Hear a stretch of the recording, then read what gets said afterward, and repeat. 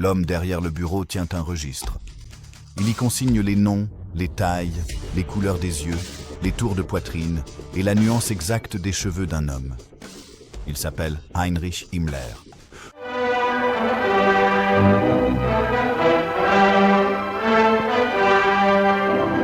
Ancien éleveur de volailles, vendeur d'engrais ratés, il est désormais le chef désigné d'une unité de garde du corps qui compte moins de 300 hommes. Cette unité s'appelle la Schutzstaffel, la SS.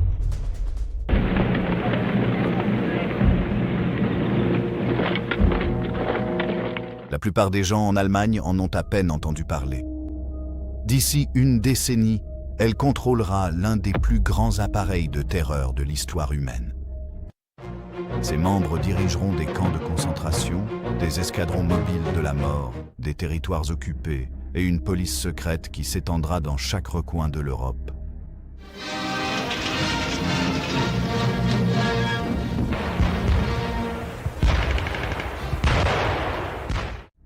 Ils assassineront des millions de personnes et ils le feront en partie parce qu'ils ont été choisis très délibérément, très systématiquement pour être capables de faire exactement cela. Voici le fait qui glace la plupart des gens. Pour rejoindre la SS au début des années 1930, un homme devait prouver, à la satisfaction d'examinateurs formés, que chacun de ses ancêtres sur les 150 dernières années était de sang arien pur. Il devait fournir ses dossiers dentaires. Il devait se présenter devant un panel de scientifiques raciaux qui mesurait la distance entre ses yeux, l'angle de sa mâchoire et la circonférence de son crâne. Il devait mesurer entre 1,70 m et 1,85 m. S'il lui manquait ne serait-ce qu'une seule dent, il pouvait être rejeté. Et ce n'était que le début. La SS ne recrutait pas dans la classe sous-prolétarienne désespérée de l'Allemagne, mais dans sa classe moyenne éduquée. Des enseignants, des ingénieurs, des avocats, des médecins. Des hommes capables de lire, de calculer et d'exécuter les ordres avec précision. Des hommes qui croyaient, souvent avec une conviction sincère, qu'ils étaient l'élite biologique de l'Europe, choisie par l'histoire pour une mission civilisationnelle. Ils étaient sélectionnés pour être des tueurs, mais on les sélectionnait pour qu'ils croient être bien plus nobles que cela. Voici l'histoire de la façon dont Heinrich Himmler a construit une machine humaine à partir de rien, comment il a conçu des critères d'admission, des programmes de formation idéologique, des critères de sélection raciale et un culte de la loyauté si total que des hommes ordinaires sont devenus des instruments consentants du meurtre de masse systématique. C'est l'histoire de ce que signifiait être choisi pour la SS, et c'est une histoire qui ne commence pas par la violence, mais par un maître ruban. Avril 1925. La SS naît avec moins d'une douzaine d'hommes et un seul objectif. Adolf Hitler venait tout juste d'être libéré de la prison de Landsberg, où il avait dicté Mein Kampf et réorganisé son mouvement politique.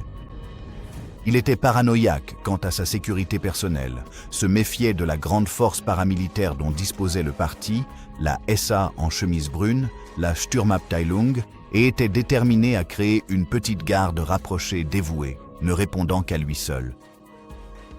L'unité fut d'abord appelée le Stoßtrupp Adolf Hitler.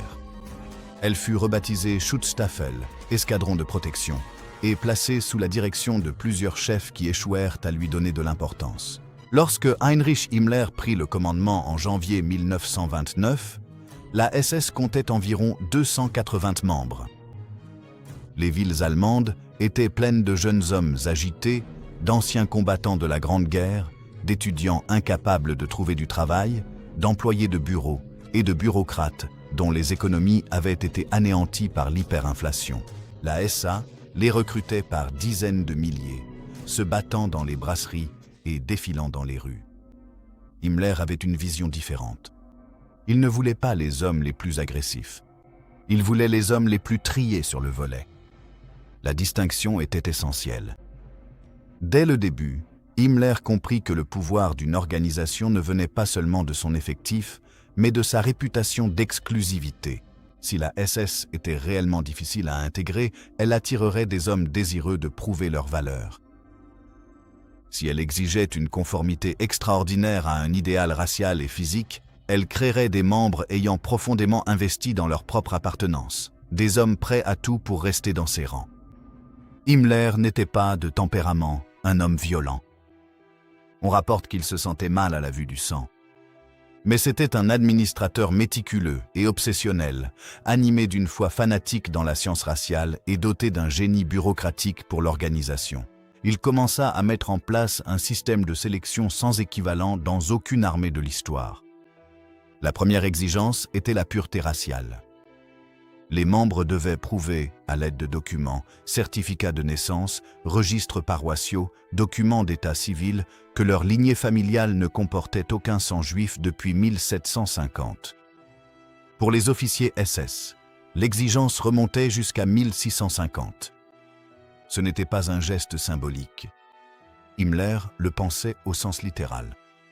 Des hommes se rendaient dans des paroisses isolées pour exhumer des registres de baptême dans des livres de comptes en ruine. Des bureaux entiers de recherche généalogique furent créés au sein de la bureaucratie SS pour vérifier les déclarations. Un homme incapable de fournir les documents était rejeté, quelles que soient ses opinions politiques ou son apparence physique. Les exigences physiques étaient tout aussi rigoureuses. Les candidats devaient mesurer entre 1,70 m et 1,90 m, soit environ 1,70 m à 1,90 m. Ils devaient être en excellente santé, sans aucune trace de maladie héréditaire. Leurs dents devaient être en grande partie intactes. Leur vision devait répondre aux normes militaires.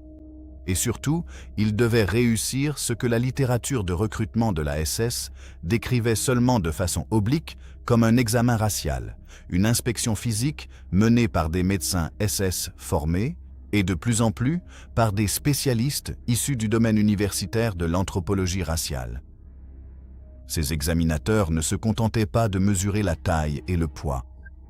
Ils évaluaient ce qu'ils appelaient les Rassenmerkmale, c'est-à-dire les caractéristiques raciales, la forme du nez, l'implantation des yeux, la couleur des cheveux et de la peau, l'impression générale de type nordique. Les candidats étaient classés selon une échelle raciale à 5 niveaux, allant du pur type nordique à une extrémité, jusqu'au type majoritairement non européen à l'autre. Seuls ceux qui appartenaient aux 2 premières catégories étaient acceptés. En 1932, la SS comptait environ 50 000 hommes. Les examens physiques avaient déjà donné lieu à des absurdités qui auraient pu prêter à rire si elles n'étaient pas le symptôme de quelque chose de mortel. Himmler lui-même ne répondait pas à ses propres critères raciaux. Il était de petite taille, portait de grosses lunettes, avait un menton fuyant et aurait presque certainement été classé au milieu de l'échelle raciale conçue par ses propres scientifiques. Reinhard Heydrich, qui allait devenir l'un des hommes les plus redoutés du Troisième Reich, était soupçonné d'avoir des origines juives, des rumeurs qui le tourmentèrent toute sa vie d'adulte. Joseph Goebbels, le ministre de la propagande, était de petite taille et avait un pied-botte. Rien de tout cela n'était reconnu. L'idéologie exigeait un idéal racial. Les hommes qui l'appliquaient étaient souvent les plus anxieux quant à leur propre statut racial. Mais ces contradictions ne ralentissaient pas la machine. Elles l'accéléraient, car le système ne reposait pas réellement sur la science raciale. La science raciale en était le langage. Le système visait à créer une organisation dont les membres se croyaient fondamentalement différents et supérieurs à l'humanité ordinaire. Des hommes animés de cette conviction accepteraient des ordres que d'autres refuseraient, et cette capacité d'obéissance était ce dont Heinrich Himmler avait le plus besoin. La question était, qu'allait-il faire une fois qu'il l'aurait obtenu ? 9 novembre 1933, Munich, le 10e anniversaire du putsch de la brasserie. Partout en Allemagne, de nouvelles recrues SS se tiennent sur des places éclairées par des torches, le bras droit levé, leur voix s'unissant à l'unisson. Ils ne prêtent pas serment de fidélité à l'Allemagne. Ils ne prêtent pas serment de fidélité à la Constitution allemande, à l'armée ou à l'État. Ils prêtent un serment de fidélité personnelle jusqu'à la mort à Adolf Hitler. Le serment est simple, explicite et total. Je te jure, à toi, Adolf Hitler, En tant que Führer et chancelier du Reich, fidélité et bravoure, je te promets, à toi et aux supérieurs que tu désigneras, obéissance jusqu'à la mort, que Dieu m'aide. » Ce n'était pas un détail. C'était la pierre angulaire de tout ce qu'Himmler était en train de bâtir. Un soldat ordinaire jure de défendre son pays. Un homme de la SS jurait d'obéir à une personne. La différence, en pratique, signifiait que si Hitler ordonnait quelque chose qui violait la loi, l'éthique militaire ou la conscience humaine, le serment SS liait tout de même l'homme à l'obéissance. Le serment transférait toute l'autorité morale vers le haut. C'était, par conception, le mécanisme par lequel la conscience était abandonnée, mais un serment à lui seul ne transforme pas la psychologie d'un homme. Himmler le comprenait. Il compléta le serment par un programme intensif d'endoctrinement idéologique, s'étalant sur plusieurs années, qui commençait dès qu'un recruteur déposait sa candidature et ne prenait jamais vraiment fin tant qu'il portait l'uniforme noir. Le programme idéologique de la SS reposait sur plusieurs concepts interdépendants. Le premier était la supériorité raciale, la croyance, présentée comme une science établie, que les peuples germaniques et nordiques représentaient le sommet du développement biologique humain. Les membres de la SS se voyaient attribuer des textes de théoriciens raciaux comme Hans F. K. Günther, dont les ouvrages classaient les peuples européens en sous-types raciaux et leur attribuaient des caractéristiques morales, intellectuelles et culturelles.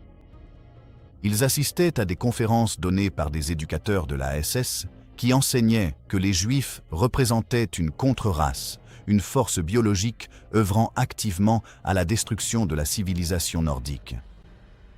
Ce n'était pas un contenu marginal au sein de la SS. C'était le programme obligatoire. Le deuxième concept était l'idée de la SS comme une nouvelle aristocratie, non pas fondée sur la naissance, mais sur la sélection raciale.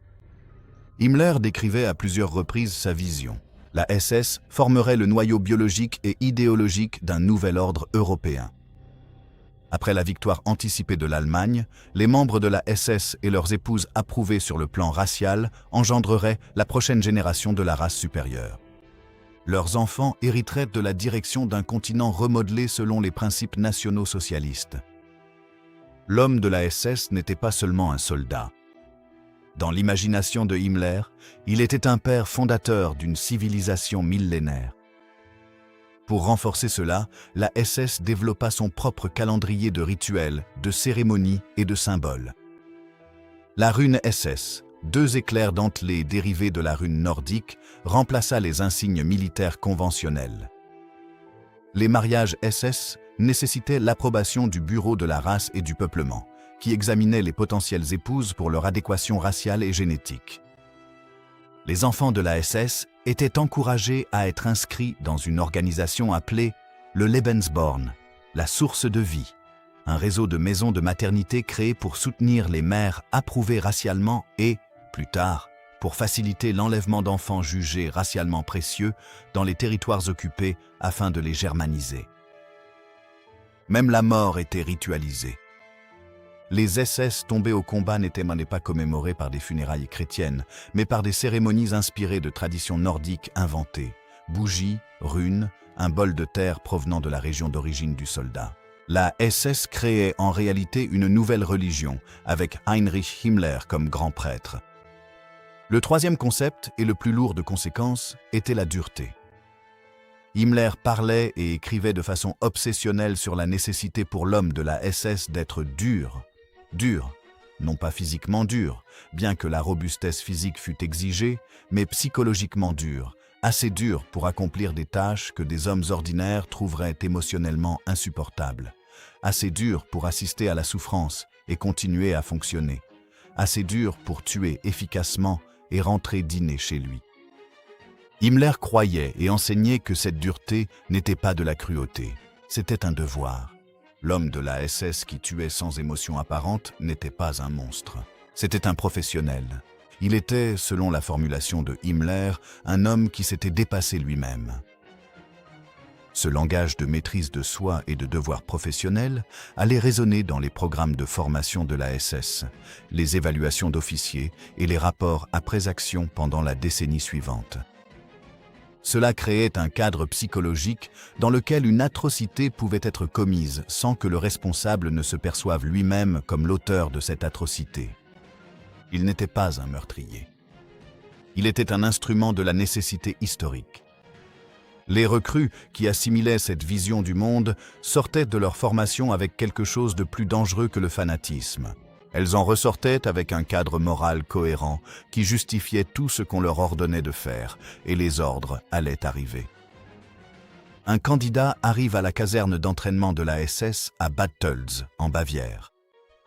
Il a 20 ans, il est diplômé d'université, en excellente santé. Il a réussi l'examen racial, soumis ses documents généalogiques, prêté serment. Il croit que le pire est derrière lui. Cela ne fait que commencer. Les Junkerschulen de la SS, école de formation des officiers, dont les principaux campus se trouvaient à Bad Tölz en Bavière et à Brunswick en Basse-Saxe, étaient conçus autour d'un principe unique, la destruction systématique et contrôlée de l'individu, suivie de sa reconstruction à l'image de l'homme SS idéal. Ce n'était pas de la brutalité accidentelle, c'était planifié. La journée d'entraînement commençait avant l'aube et se terminait après la tombée de la nuit. L'exercice physique était mené avec un excès délibéré, des courses qui se poursuivaient jusqu'à ce que les hommes vomissent, des parcours d'obstacles modifiés dès que les cadets commençaient à les terminer trop facilement, des marches forcées avec tout l'équipement sur des terrains choisis pour leurs difficultés. Les instructeurs agissaient selon des directives explicites. L'objectif n'était pas seulement la forme physique, mais la rupture psychologique, l'élimination de tout instinct de préservation ou de jugement individuel susceptible d'entraver l'obéissance dans des conditions extrêmes. Le bizutage était institutionnalisé. Les cadets supérieurs étaient autorisés, voire encouragés, à soumettre les nouveaux arrivants à des rituels d'humiliation. Un cadet qui montrait une sensibilité excessive, qui faisait appel à l'autorité pour se protéger ou qui formait des liens personnels non autorisés, était signalé, évalué et souvent expulsé. Le système était conçu pour éliminer l'empathie comme réflexe social primaire et la remplacer par la cohésion de groupe fondée sur l'endurance partagée. Les hommes qui survivaient ensemble cessaient de se voir comme des individus et commençaient à se percevoir comme membres d'un ordre, une identité plus puissante et plus durable que l'amitié. L'entraînement aux armes allait au-delà de ce qui était requis pour la compétence sur le champ de bataille. Les hommes de la SS apprenaient à utiliser des armes à feu, des armes blanches et leurs mains nues, avec un accent mis sur l'efficacité létale qui distinguait leur formation du programme plus conventionnel de la Wehrmacht. Ils effectuaient des exercices de tir réels à des distances et à des vitesses qui entraînaient de véritables pertes. Ils étaient formés à l'utilisation du pistolet Walther P38 à courte portée, l'arme qui serait la plus fréquemment utilisée lors des exécutions de masse. Ce n'était pas une coïncidence. L'entraînement anticipait les opérations. Mais l'élément le plus révélateur de l'entraînement physique des SS était l'inclusion délibérée d'exercices destinés à habituer les recrues à être témoins et à infliger de la douleur. Au cours des premières années, cela prenait parfois la forme de combats organisés entre recrues, des combats à main nue lors desquels l'intervention des instructeurs était explicitement interdite. Les hommes qui protégeaient des adversaires manifestement vaincus étaient critiqués. La leçon était précise. La compassion, dans le contexte du devoir, était considérée comme une faiblesse. Les officiers qui allaient ensuite commander les Einsatzgruppen, les unités mobiles de tuerie qui assassineraient plus d'1 million de personnes en Union soviétique, étaient formés dans ces écoles. Beaucoup d'entre eux n'étaient pas, selon les critères habituels, des individus dérangés. Des études psychologiques menées des décennies plus tard, notamment par l'historien Christopher Browning dans son analyse du bataillon de police de réserve Centin, ont révélé que les auteurs proches de la SS venaient fréquemment de milieux stables et éduqués, et ne montraient aucun signe de sadisme ou de personnalité antisociale avant la guerre. Ce que l'entraînement avait fait, ce n'était pas de révéler des monstres. Il avait créé un contexte dans lequel des hommes ordinaires pouvaient commettre des actes monstrueux en plaçant ces actes dans un cadre d'obligation professionnelle. Les normes physiques étaient maintenues tout au long du service d'un membre, et pas seulement lors de l'incorporation. Des évaluations régulières de la condition physique étaient effectuées. Les officiers au-dessus d'un certain grade étaient tenus de soigner leur apparence. Un excès de poids pouvait entraîner un blâme officiel. Le corps de l'homme de la SS était, presque au sens littéral, une propriété de l'État. Il appartenait à l'organisation, à l'idéal racial et à la vision qu'Heinrich Himmler se faisait de ce à quoi devait ressembler la virilité allemande. Il y avait un autre aspect de la formation que la plupart des récits historiques sous-estiment. Dans les dernières étapes de leur programme d'officier, les candidats devaient démontrer qu'ils pouvaient exécuter des ordres, n'importe quels ordres, sans hésitation apparente. Certains témoignages d'anciens officiers SS recueillis après la guerre décrivent des situations où les cadets recevaient l'ordre de commettre des actes de cruauté délibérés envers des animaux ou, dans certains cas documentés, envers des prisonniers, et étaient évalués sur leur volonté d'obéir sans trouble émotionnel. Il est difficile de vérifier l'exactitude de chacun de ces témoignages avec le recul, mais le principe qu'ils décrivent était bien réel. La formation visait à produire des hommes qui, selon les mots de Himmler, s'étaient vaincus eux-mêmes, qui avaient maîtrisé l'instinct de reculer. Ce qui allait suivre la formation mettrait précisément cela à l'épreuve. Le 1er septembre 1939. L'Allemagne envahit la Pologne. La SS part en guerre. La Waffen-SS, la branche armée de la SS, entra dans la Seconde Guerre mondiale en tant que groupe de divisions motorisées qui combattait aux côtés de la Wehrmacht, mais sans jamais s'y intégrer complètement. Dès le début, la relation entre l'armée régulière allemande et la SS était marquée par une rivalité professionnelle qui tournait parfois au mépris ouvert. Les officiers de la Wehrmacht considéraient les commandants de la SS comme des hommes nommés pour des raisons politiques, idéologiquement fiables mais militairement inexpérimentés, enclins à la témérité, et opérant sous une structure de commandement qui répondait à Himmler, plutôt qu'à la chaîne de commandement propre à l'armée. Les premières performances de la Waffen-SS en Pologne justifiaient en partie cette critique. Les unités SS ont subi des pertes disproportionnellement élevées au cours des premières semaines de la campagne, conséquence de leur style d'assaut agressif, souvent tactiquement discutable, et de la tendance de leurs officiers à mener l'attaque en première ligne, ce qui était courageux mais coûteux sur le plan opérationnel. La Leibstandart SS Adolf Hitler, la division de la garde personnelle, la plus ancienne et la plus prestigieuse des formations SS, a perdu plus d'hommes par engagement que les unités de la Wehrmacht menant des opérations équivalentes. L'armée a noté cela avec un mélange de satisfaction et d'inquiétude. Mais la Waffen-SS a tiré des leçons. La Pologne fut suivie par les campagnes en Europe de l'Ouest en 1940, puis par l'invasion de l'Union soviétique en juin 1941. Et lorsque la guerre atteignit sa phase médiane catastrophique, la Waffen-SS s'était transformée en unités militaires sur lesquelles la Wehrmacht, malgré son mépris, comptait de plus en plus comme troupe de choc d'élite pour les opérations les plus difficiles. Cependant, leur efficacité militaire ne peut être dissociée des crimes de guerre qui l'ont accompagnée.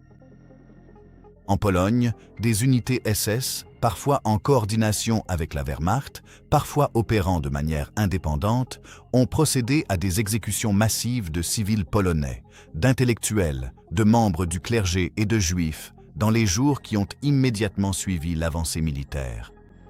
Les tueries n'étaient pas aléatoires.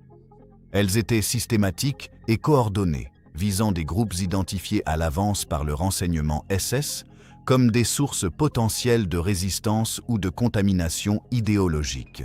Environ 50 000 civils polonais furent tués dans les premières semaines de l'occupation allemande, beaucoup par des pelotons d'exécution SS. En France, lors de la campagne de 1940, la division Das Reich, l'une des principales formations de la Waffen-SS, a massacré les habitants du village français d'Oradour-sur-Glane le 10 juin 1944. 642 personnes, dont 440 femmes et enfants, ont été tuées. Les femmes et les enfants ont été rassemblés dans l'église du village, qui a ensuite été incendiée. Les hommes ont été mitraillés dans des granges. Le village a été laissé en ruine. Aucune nécessité militaire n'a jamais été identifiée. Le massacre fut un acte de terreur exécuté avec l'efficacité SS par des soldats formés à mener précisément ce type d'opération sans hésitation. En Union soviétique, la frontière entre les opérations militaires de la Waffen-SS et le génocide simultané devint presque impossible à distinguer. Les divisions SS avançant à travers l'Ukraine, la Biélorussie et les États baltes opéraient dans le même espace géographique que les Einsatzgruppen, les unités mobiles de tuerie composées en grande partie de membres du SD et de la SIPO, opérant sous commandement SS. Les unités de la Waffen-SS fournissaient fréquemment un soutien logistique, de la main-d'œuvre et, dans certains cas, participaient directement aux fusillades de masse sur des sites comme Babi Yar, où plus de 33 000 hommes, femmes et enfants juifs de Kiev furent assassinés en 2 jours en septembre 1941. La Waffen-SS a également développé une culture de mépris délibéré des conventions de Genève. Le traitement des prisonniers de guerre soviétiques, dont environ 3,3 millions sont morts en captivité allemande, était en partie conditionné par une idéologie officielle qui classait les peuples slaves comme sous-humains, et en partie par une culture SS qui considérait la clémence envers les ennemis comme une faiblesse idéologique. Les camps de prisonniers de guerre gérés par la SS affichaient des taux de mortalité supérieurs même à ceux des installations administrées par la Wehrmacht les plus dures. Au sein même de la Waffen-SS, la discipline était appliquée avec une sévérité qui aurait été illégale dans l'armée régulière. Des exécutions sommaires pour lâcheté, désertion ou retraite non autorisée étaient menées sans conseil de guerre. On attendait des officiers qu'ils maintiennent la cohésion de l'unité autant par la peur que par le respect. Le résultat fut une formation militaire qui, selon des critères conventionnels, était tactiquement redoutable et moralement catastrophique. En 1942, la Waffen-SS était passée de son effectif d'avant-guerre d'environ 100 000 hommes à plus de 300 000. À la fin de la guerre, elle compterait près d'1 million de soldats, recrutés non seulement en Allemagne, mais aussi dans les pays occupés et alliés à travers l'Europe. Des Danois, des Norvégiens, des Néerlandais, des Belges, des Lettons, des Estoniens, des Ukrainiens et des Croates, qui se portèrent volontaires ou furent contraints de servir dans la SS, passèrent chacun par une version modifiée de la sélection raciale et de la formation idéologique qui avait façonné l'organisation d'origine. Cette expansion nécessita des compromis qui auraient horrifié les puristes de 1931. Les critères raciaux furent discrètement assouplis. Les exigences physiques ont été adaptées. Des hommes qui n'auraient jamais réussi les examens initiaux portaient la rune SS. Himmler a justifié cela avec l'ingéniosité bureaucratique qui le caractérisait. Les volontaires non allemands étaient des camarades de race. Du sang nordique dispersé aux confins de l'Europe, digne d'être incorporé à la famille SS. La machine était devenue trop grosse pour sa propre idéologie, mais l'idéologie demeurait enracinée dans la structure même de l'institution. Mai 1934. Dachau, Bavière. Le premier camp de concentration construit à cet effet est ouvert depuis 1 an. Les hommes qui le gardent n'appartiennent pas à l'armée. Ils n'appartiennent pas à la police régulière. Ils appartiennent à une branche spécialisée de la SS, appelée SS Totenkopfverbände, les unités de la tête de mort, nommées ainsi en raison de l'insigne de crâne et de tibias croisés cousus sur leurs pattes de colle.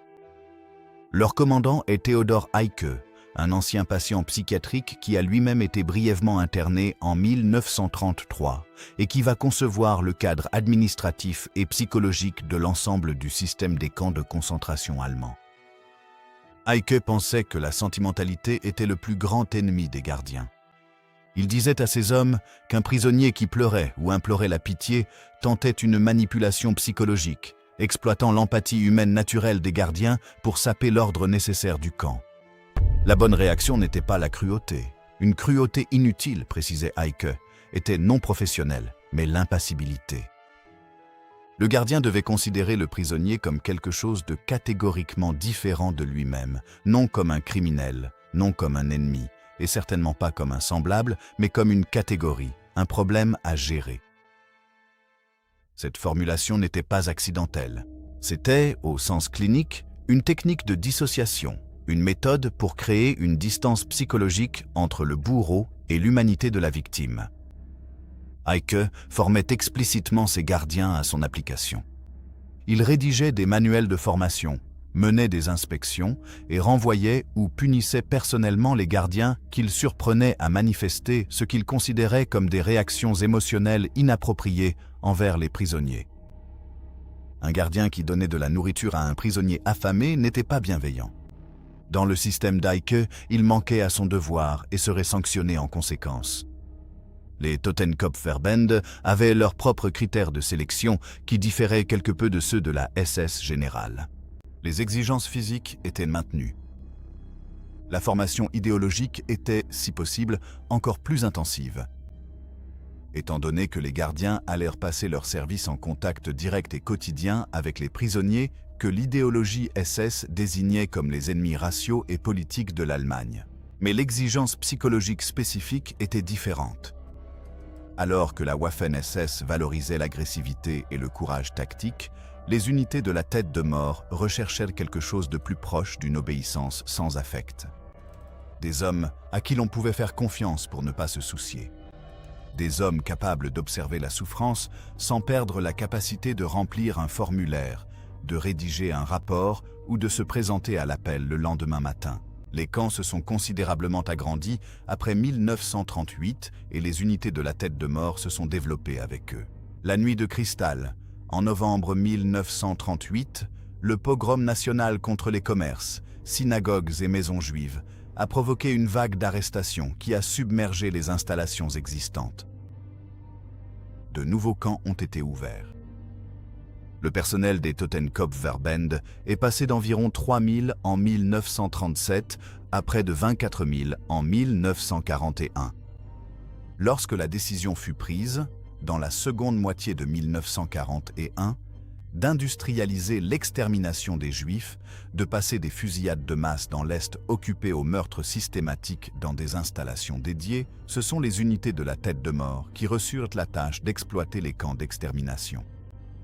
Auschwitz-Birkenau, Treblinka, Sobibor, Belzec, Chelmno, Majdanek.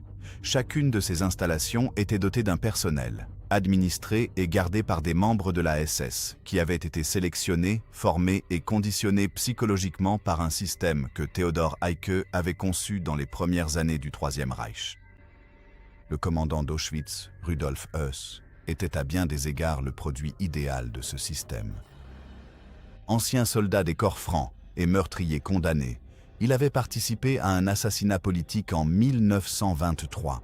Höss avait rejoint la SS en 1934 et servi à Dachau sous la supervision directe d'Eicke. Il avait parfaitement assimilé les enseignements d'Eicke. Dans ses mémoires d'après-guerre, rédigés en attendant son exécution, Höss décrivit son état d'esprit lors des massacres à Auschwitz avec une précision glaçante.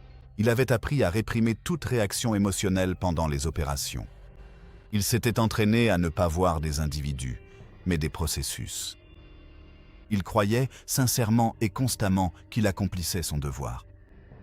Il a été pendu à Auschwitz en avril 1947 sur la potence du camp qu'il avait dirigé. Les unités tête de mort n'étaient pas principalement composées de sadiques.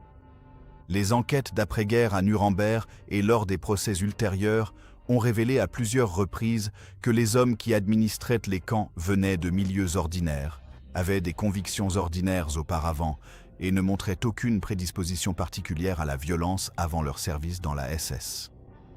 Ce que le système avait fait, c'était sélectionner l'obéissance, transformer cette obéissance en habitude professionnelle et l'ancrer dans un cadre idéologique qui fournissait une justification morale à tout.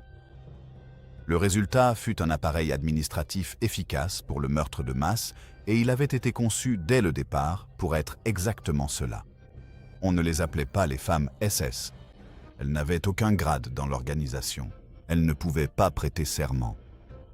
Et pourtant, sans elles, le système SS que Himmler construisait n'aurait pas pu fonctionner. Le rôle des femmes dans l'univers SS était l'un des aspects les plus soigneusement conçus et les moins étudiés de l'organisation. Himmler croyait, avec le même fanatisme systématique qu'il appliquait à tout le reste, que la qualité raciale de la SS serait déterminée non seulement par les hommes sélectionnés pour en faire partie, mais aussi par les femmes que ces hommes épouseraient et les enfants issus de ces unions. L'épouse d'un homme de la SS était, d'un point de vue opérationnel, aussi soigneusement examinée que le SS lui-même. Le SS Heeresbefehl, l'ordre de mariage de la SS, publié en décembre 1931, avant même que les nazis n'arrivent au pouvoir, exigeait que tous les membres de la SS obtiennent l'autorisation de l'organisation avant de se marier. L'autorisation n'était accordée qu'après que la future épouse ait été examinée par le Bureau de la race et du peuplement de la SS, le Rass- und Siedlungshauptamt, ou RUSHA, est certifiée comme étant racialement, physiquement et génétiquement apte. L'examen comprenait une inspection physique par des médecins SS, une vérification de la documentation généalogique de la femme, remontant sur 4 générations, ainsi qu'une évaluation des antécédents médicaux de sa famille à la recherche de maladies héréditaires. Les femmes qui échouaient à l'un des éléments de cet examen, qui étaient jugées trop petites, dont l'ascendance était considérée comme impure ou dont la famille présentait des signes de maladie mentale, constituaient des motifs pour refuser aux membres de la SS l'autorisation de se marier. Les hommes qui se mariaient sans approbation risquaient l'expulsion de l'organisation. Étant donné l'intensité de l'identification des membres de la SS à l'ordre, cette sanction était suffisamment sévère pour les contraindre à se conformer. L'épouse SS approuvée était censée incarner un idéal précis. Elle devait être en bonne santé physique, fertile, politiquement fiable et satisfaite de centrer son existence sur l'éducation des enfants. La SS encourageait activement les familles nombreuses. Les membres ayant 4 enfants ou plus recevaient une reconnaissance publique et des incitations financières. L'absence d'enfants était considérée avec une suspicion quasi morale. En même temps, environ 3600 femmes ont servi comme Aufseherinnen, c'est-à-dire gardiennes, dans le système des camps de concentration, supervisées par des commandants SS masculins, mais exerçant des fonctions dans les sections féminines des camps que les gardiens masculins ne pouvaient pas remplir. Ces femmes n'étaient pas membres de la SS. Elles avaient le statut d'employés civils, mais elles étaient sélectionnées à travers un processus incluant une évaluation idéologique et elles opéraient dans le cadre administratif et disciplinaire de la SS. Certaines d'entre elles sont devenues tristement célèbres pour une brutalité égale ou supérieure à celle de leurs homologues masculins. Irma Grez, une gardienne à Ravensbrück et Auschwitz, qui avait 22 ans à la fin de la guerre, a été exécutée pour crime de guerre en décembre 1945. Le programme Lebensborn, créé en 1935 sous le parrainage direct de la SS, représente peut-être l'intersection la plus troublante entre les femmes, l'idéologie raciale et le système SS. Initialement conçu comme un réseau de maisons de maternité, où des mères célibataires portant des enfants considérés comme racialement précieux pouvaient accoucher sous surveillance médicale, le Lebensborn s'est transformé pendant la guerre en un instrument d'ingénierie biologique. En Norvège occupée, en Pologne et ailleurs, les enfants jugés conformes aux critères physiques germaniques par les examinateurs raciaux de la SS étaient séparés de leur famille et placés dans des établissements Lebensborn pour être germanisés où on leur enseignait la langue allemande, les coutumes allemandes et l'identité allemande. Leur nom d'origine était effacé. Leur famille biologique était informée qu'ils avaient été perdus ou tués. On estime que 10 000 à 20 000 enfants ont été soumis à ce processus. Après la guerre, l'identification et la réunification de ces enfants ont occupé les organisations internationales d'aide sociale pendant des années. Certains n'ont jamais pu être réunis avec leur famille biologique. Certains avaient été tellement conditionnés par le système de germanisation qu'ils ne se souvenaient plus ou n'acceptaient plus leur identité d'origine. La SS avait tenté, avec sa rigueur systématique caractéristique, d'ingénier non seulement les soldats de son ordre racial, mais aussi la prochaine génération des héritiers de cet ordre. Ce qu'elle ne pouvait pas façonner, c'était l'issue de la guerre qui commençait désormais à se retourner contre elle. Hiver 1942. Le front de l'Est a englouti 3 groupes d'armées allemands. Stalingrad est à 2 mois de devenir une catastrophe. au sein de la SS, il se passe quelque chose que la direction de l'organisation n'est pas prête à reconnaître. Des hommes craquent. Le conditionnement psychologique que le système de Himmler avait appliqué avec tant de minutie ne s'est pas révélé, en fin de compte, imperméable à la réalité. Les Einsatzgruppen, ces unités mobiles d'extermination opérant dans l'Union soviétique occupée, étaient en partie composées de membres de la SS qui avaient réussi tous les tests, assimilé chaque leçon idéologique et prêté tous les serments, et pourtant en nombre significatif, ils éprouvaient ce que le corps médical de la SS décrivait cliniquement comme des difficultés psychologiques. Les fusillades de masse sur des sites comme Babi Yar, Ponary et le 9e fort, où des milliers de personnes étaient tuées en une seule journée et leurs corps enterrés dans des fosses, exigeaient des participants qu'ils opèrent dans des conditions de stress physique et psychologique extrêmes. Les meurtres n'étaient ni mécaniques ni distants. Ils demandaient aux hommes de se tenir à courte distance, de viser des individus, des femmes, des enfants, des vieillards, et de tirer à répétition pendant des heures. Ils demandaient aux tueurs de recouvrir de terre des corps qui n'étaient pas encore complètement morts. Ils exigeaient des hommes qu'ils rentrent chez eux ensuite et qu'ils dorment. Certains n'y parvenaient pas. L'abus d'alcool au sein des Einsatzgruppen atteignit des niveaux qui alarmèrent les médecins SS lors de leurs inspections de routine. Himmler reçut des rapports faisant état d'hommes refusant de participer aux fusillades, de gardes qui pleuraient ou vomissaient sur les lieux des massacres, d'officiers demandant leur mutation. Un petit nombre de SS tenta de protéger activement les Juifs relevant de leur juridiction au risque de leur propre vie. La plupart de ces actes de résistance étaient isolés et finalement vains. Le système était trop vaste et trop déterminé. Mais ils eurent lieu, et ils contredisaient l'image d'uniformité idéologique que projetait la SS. La réponse de Himmler fut double. D'abord, il accéléra le développement d'un système de mise à mort plus mécanisé. Les chambres à gaz d'Auschwitz-Birkenau et des camps de l'opération Reinhard étaient en partie une réponse aux problèmes opérationnels que posaient les exécutions de masse par fusillade, trop coûteuses psychologiquement pour le personnel impliqué. Les chambres et les crématoires créaient une distance physique et psychologique supplémentaire entre les tueurs et leurs victimes. Ensuite, il intensifia l'instruction idéologique, affirmant que les difficultés psychologiques rencontrées par ces hommes étaient la preuve d'un engagement idéologique insuffisant et exigeant des commandants qu'ils remédient à cette faiblesse. Aucune de ces réponses n'était suffisante face à ce qui se passait plus largement sur le front de l'Est, ni face à l'aggravation catastrophique de la guerre. En 1943, la Waffen-SS subissait des pertes à un rythme insoutenable. Des divisions qui étaient entrées en Union soviétique presque à effectif complet étaient réduites à des formations squelettiques. Le système de remplacement était mis à rude épreuve par les exigences croissantes du système des camps de concentration, de l'appareil de sécurité dans les territoires occupés et des unités de première ligne. Les critères de sélection rigoureux de 1931 avaient été discrètement abandonnés pour la plupart des nouvelles recrues des années auparavant. Des hommes qui auraient été rejetés dans les premières années de l'organisation pour échec à l'évaluation raciale, pour déficience physique ou pour formation idéologique insuffisante étaient désormais incorporés comme remplaçants et envoyés en hâte au front. La Waffen-SS n'était plus une formation d'élite sélectionnée. Elle était, de plus en plus, une grande force militaire conventionnelle, avec une image d'élite et un fardeau exceptionnellement lourd de crimes de guerre. La dissidence au sein des hauts rangs restait rare et était punie avec une extrême sévérité lorsqu'elle se manifestait.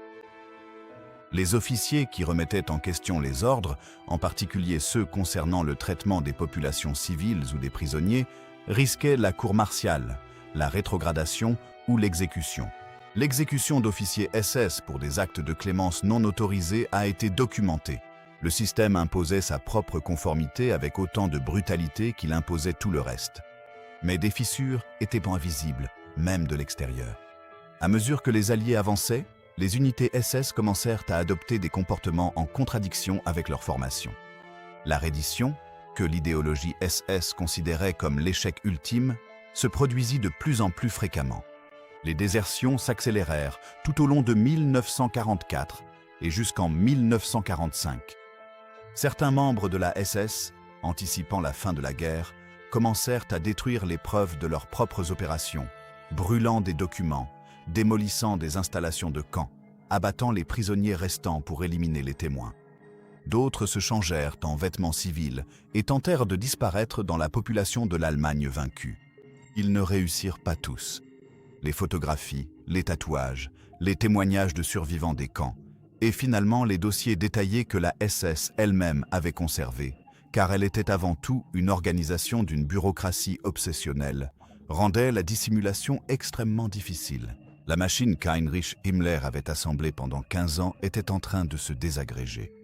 Ses composantes, ces hommes sélectionnés, formés et endoctrinés qui avaient administré ces opérations, se dispersaient dans les ruines du Reich qu'ils avaient contribué à créer. La justice attendait beaucoup d'entre eux. Pour certains, elle allait frapper presque immédiatement. Le 8 mai 1945, l'Allemagne capitule sans condition. La SS, en tant qu'organisation, cesse d'exister, mais ses membres, eux, ne disparaissent pas avec elle. Dans les semaines qui suivirent la défaite de l'Allemagne, les forces alliées procédèrent à des arrestations massives du personnel de la SS. Le processus était compliqué par plusieurs facteurs. De nombreux membres de la SS avaient détruit leurs documents. Beaucoup avaient abandonné leur uniforme et tentaient de se faire passer pour de simples soldats ou des civils. Mais la SS avait, dans une ironie caractéristique, marqué de façon permanente nombre de ses membres.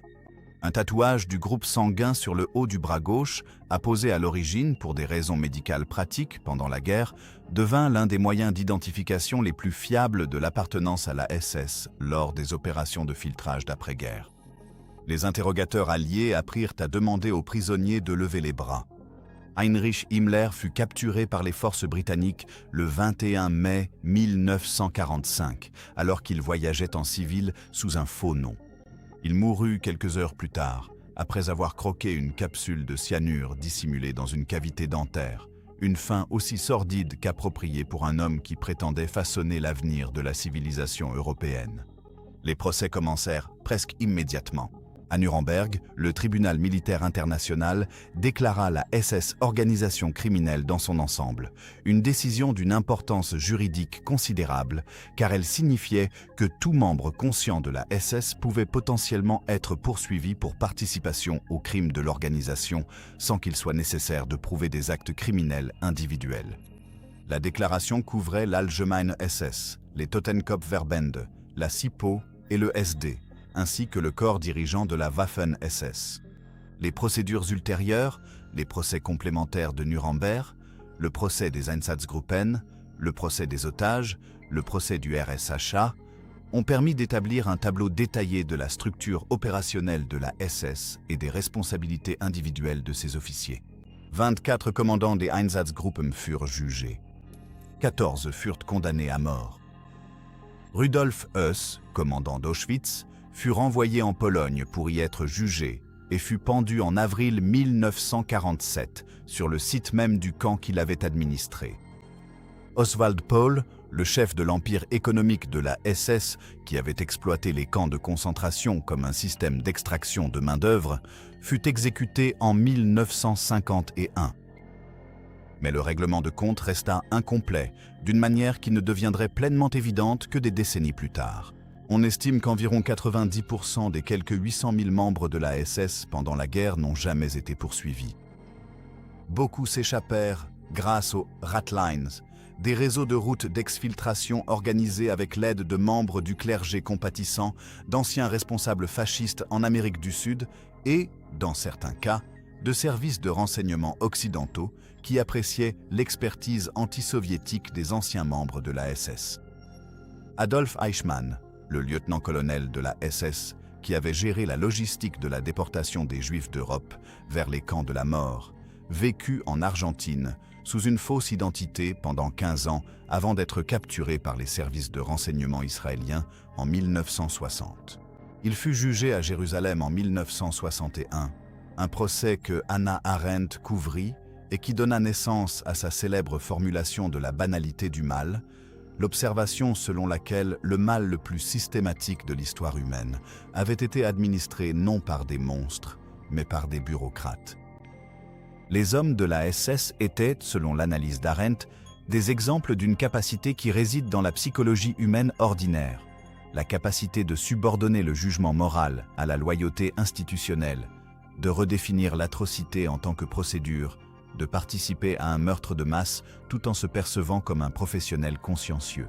C'est précisément ce que le système de sélection et de formation de la SS avait été conçu pour produire. Les examens raciaux, la formation idéologique, le serment de loyauté personnelle, l'endurcissement ritualisé. Tout cela avait servi à créer des hommes capables de commettre des crimes d'une ampleur et d'une sophistication sans précédent, tout en croyant sincèrement accomplir leur devoir. Les recherches ultérieures ont approfondi cette compréhension sans en atténuer l'horreur. L'étude de Christopher Browning sur le bataillon de police de réserve Santin, qui n'était même pas une unité SS mais un groupe de policiers hambourgeois d'âge mûr à qui l'on avait donné la possibilité de refuser de participer aux fusillades de masse, a révélé que très peu l'avaient fait. Les recherches de James Waller sur la psychologie de l'atrocité ont mis en évidence des schémas constants de loyauté de groupe, de déshumanisation des victimes, de dilution de la responsabilité individuelle au sein de structures institutionnelles en présence d'idéologies légitimantes. La SS avait intégré toutes ces conditions dans ses systèmes de sélection et de formation avec une précision extraordinaire. La SS, en tant qu'étude de cas historique, ne nous enseigne pas principalement sur l'unicité de la culture allemande, ni sur la malveillance singulière de certains individus, ni sur la brutalité exceptionnelle d'une époque particulière. Ce qu'elle enseigne, ce sur quoi elle insiste, pour quiconque accepte de l'examiner attentivement, c'est la terrifiante malléabilité des êtres humains ordinaires sous les bonnes conditions institutionnelles. Heinrich Himmler a sélectionné des hommes dans la population et, par une formation systématique, un conditionnement idéologique et une loyauté institutionnelle, les a transformés en administrateurs de la plus grande machine de meurtre de l'histoire connue. Il n'a pas trouvé de monstres. Il a construit un système qui rendait possible la création de monstres à partir de matériaux ordinaires. Les camps de concentration où servaient les SS sont devenus des lieux de mémoire. À Auschwitz-Birkenau, 1,5 million de personnes sont mortes. À Treblinka, Sobibor et Belzec, les 3 camps de l'opération Reinhard, près de 2 millions d'autres. Sur l'ensemble des opérations menées par la SS, depuis les premiers meurtres en Pologne en 1939 jusqu'au dernier massacre dans les derniers mois de la guerre, l'organisation fut directement responsable de la mort de quelques 6 à 11 millions de personnes. Ces chiffres défient la compréhension. C'est peut-être pour cela que l'histoire des individus, la façon dont ils ont été sélectionnés, ce qu'on leur a enseigné et ce qu'ils sont devenus, importe autant, car le processus n'avait rien de magique. Il était institutionnel, il était bureaucratique. C'était le résultat de choix de conception délibérés faits par des hommes identifiables, mis en œuvre à travers des procédures documentées, ce qui signifie que la leçon n'est pas celle de l'unicité. C'est celle de la possibilité. Nous avons commencé avec un maître ruban dans un petit bureau au-dessus d'une rôtisserie, avec un registre de noms, de tailles et de couleurs d'yeux, avec un agriculteur raté qui croyait pouvoir façonner l'avenir de la race humaine en sélectionnant les bons hommes et en leur enseignant les bonnes choses. Il s'est trompé sur presque tout. La science raciale était frauduleuse. L'idéal nordique était une fantaisie. Le Reich de Milan a duré 12 ans et s'est terminé par une défaite catastrophique totale. Mais il ne s'est pas trompé sur une chose. Il avait compris, avec la précision d'un bureaucrate et la conviction d'un fanatique, que les institutions façonnent les personnes qui les composent, que la sélection détermine la capacité, que la formation crée ce que le recrutement ne fait que découvrir, que l'idéologie, lorsqu'elle est inculquée tôt, constamment renforcée et récompensée matériellement, peut surpasser la conscience individuelle d'une manière qu'aucune contrainte extérieure ne pourrait accomplir seule. La SS ne recrutait pas des meurtriers. Elle recrutait des hommes et rendait le meurtre possible grâce à un système si bien conçu, si cohérent en interne et si efficace pour redéfinir ce qui était considéré comme un devoir, que ses membres pouvaient mener des opérations d'une brutalité sans précédent, puis rentrer chez eux pour écrire des lettres à leurs enfants. Les survivants des camps, Primo Levi, Elie Wiesel, Viktor Frankl ont chacun compris quelque chose d'essentiel. Ce qui leur avait été fait n'était pas l'acte d'une civilisation qui s'était effondrée, mais celui d'une civilisation qui avait été délibérément construite dans une direction particulière.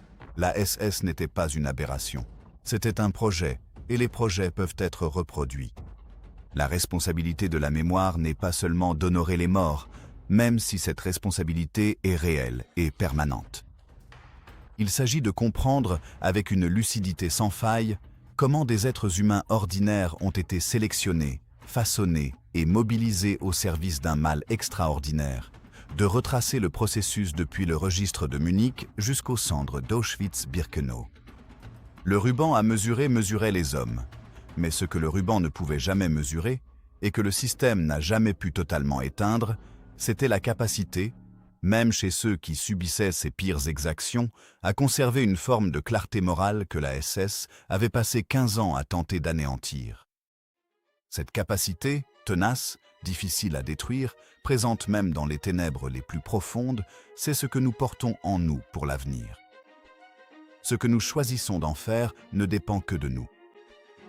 Si cette histoire vous a touché, interpellé ou vous a aidé à voir la Seconde Guerre mondiale autrement, ce serait un honneur de vous compter parmi notre communauté grandissante. S'abonner n'est pas qu'un simple clic.